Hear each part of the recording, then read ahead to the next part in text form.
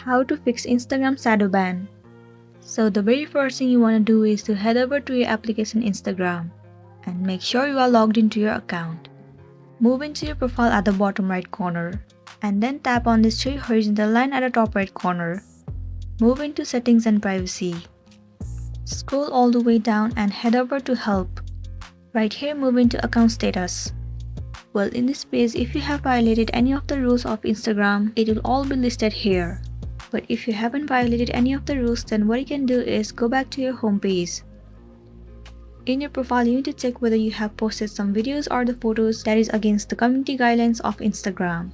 If you do have, you need to remove all of the content that you have on your feed. Once it has been done, what you want to do is head over to your Play Store. In the search bar, search for Instagram. Move into this application. Right here, what you want to do is uninstall this application and reinstall it again. Reinstalling the application might fix the issue that you have been facing on Instagram and you'll be good to go.